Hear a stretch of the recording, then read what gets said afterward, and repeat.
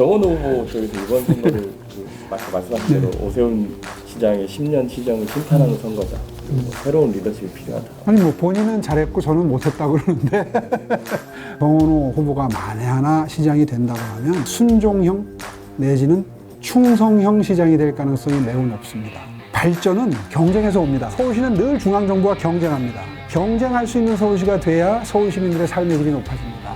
빨간색 옷을 딱 입으시고 하시는 그 모습이 너무 멋졌던 것 같은데 제가 국민의힘의 적자입니다. 장동혁 대표도 저보다 한참 뒤에 들어온 사람이에요. 잘못된 길을 가면 대통령도 비판받는데 대표의 길을 왜 비판을 못합니까? 무엇이 당신의 강점이냐 이렇게 물어보면 디테일에 있다고 생각합니다. 저는 구호로 하지 않습니다. 러너 스테이션을 만들고 지하철역에서 샤워할 수 있도록 달리기를 하는 데 있어서 인프라를 도시민들이 충분히 누릴 수 있도록 만드는 데 중점을 두는데 예를 들면 녹지 공간을 지금까지 한 1,100개 정도 만들었는데 임기 내에 3,000개까지 늘리겠다. 그거에 이어서 이제 물길을 또 어떻게 할 것이냐. 수십 개의 지천들이 흩어져 있잖아요. 이게 전부 걷고 뛰고 운동하는 공간으로 바뀌었습니다. 거기에 이제 카페들도 지금 19개 집어넣었는데요. 지천에. 이런 시스템적인 변화를 통해서 시민들이 늘 운동하실 수 있고 건강을 챙길 수 있는 그런 도시 환경을 만들어서 삶의 질을 끌어올리겠다. 찬반 논란이지만 한강버스도 있고 감사의 정원 뭐 이런 부분에 대한 좀 비판론도 좀 제기를 하는데 감사의 정원은요 이제 5월 12일 날 완공이 됩니다. 가보시면 깜짝 놀라실 거예요. 저쪽에서 프레임을 걸어놓은 게 다 사실이 아니라는 걸 아시게 될 거예요. 감사의 정원은 너무 정치화됐다. 국가 상징 공간에 국가 상징물을 집어넣는데 왜 이렇게 예민하게 공사를 중단시키지를 않나. 4월 달에 완공할 수 있는 것이 5월 달에 완공하는 거예요. 한 달이 늦어져서. 한강버스가 지금 그런 상태입니다. 작년에 뭐 위험하다 뭐 사고가 났다 이래가지고 많이 폄하됐던 한강버스가 어려운 시행착오의 기간을 딛고 3월 1일부터 운항을 재개했는데 평일 탑승률이 한 30%, 주말 탑승률이 한 70% 되는데 줄 서서 타야 돼요. 매우 인기가 좋고 내리는 분들은 너무너무 상상 이상으로 좋다. 재정 구조가 문제였고 위험도가 문제였는데 둘 다 아무 문제가 없습니다. 지금 뭐 2달 운행했는데 한 건의 사고가 없었잖아요. 비판을 위한 비판을 하고 있다.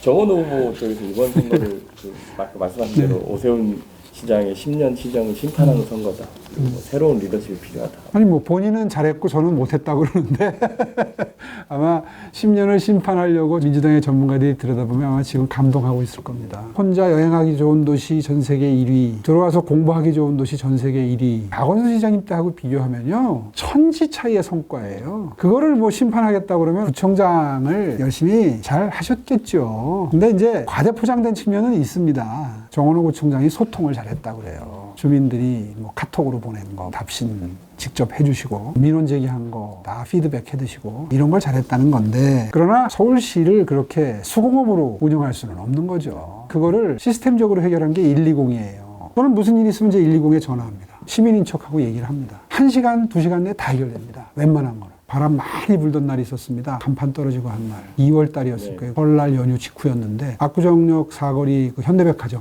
사거리에서 구청장님이 걸은 그 신년 인사 플래카드가 한쪽이 떨어져가지고 중앙선 쪽으로 막 이게 흔들리더라고요. 자동차가 못 가고 막 밀리고 난리가 났어요. 사고 나겠더라고요. 그래서 내가 구청장님한테 전화하려고 했는데 안 받아. 그래서 120에 전화했어요.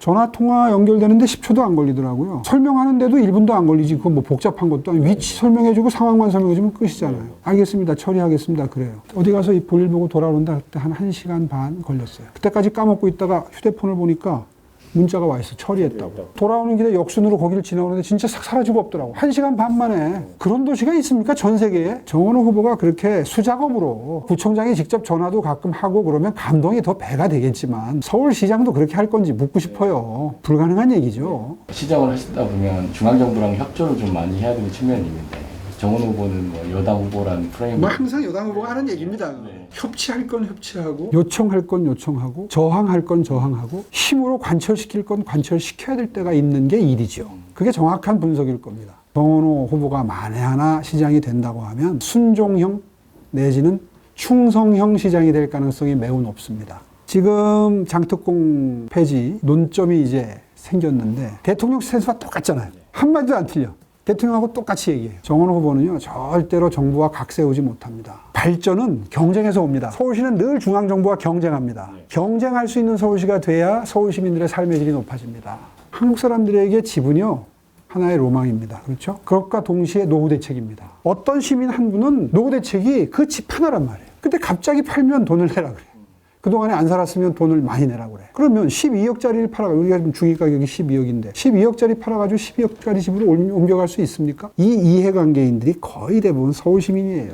서울시장 후보면 거기에 대해서 분명히 반대 의사를 표시하는 게 맞지 않습니까? 당 지도부의 역할이 좀 어떻게 해야 되냐고 좀 보시는지 하고, 빨간색 옷을 딱 입으시고 하시는 그 모습이 너무 멋졌던 것 같은데. 제가 국민의힘의 적자입니다. 장동혁 대표도 저보다 한참 뒤에 들어온 사람이에요. 왜 장동혁 대표 때문에 제가 빨간 옷을 입는 거를 두려워해야 됩니까? 빨간색은 장동혁 대표의 색깔이 아니에요. 우리 당의 색이지. 우리 당이 언제부터 장동혁 대표 겁니까? 잘못된 길을 가면 대통령도 비판받는데 대표의 길을 왜 비판을 못합니까? 그런 의미에서 당당하게 빨간 옷 입고 이기자라는 이야기를 했던 것이고요.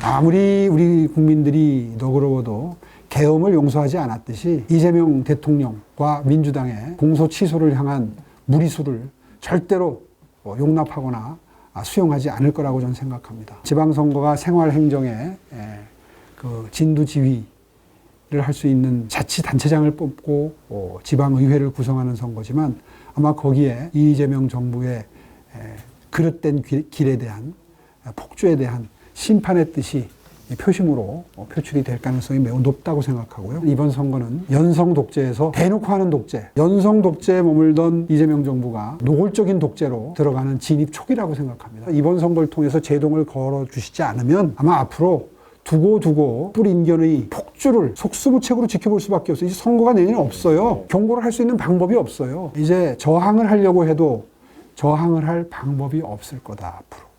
국민들이 폭주하는 이재명 정부를 제어할 수 있는 방법이 없습니다. 마지막 경고의 기회를 분명하게 활용해 주셨으면 좋겠다.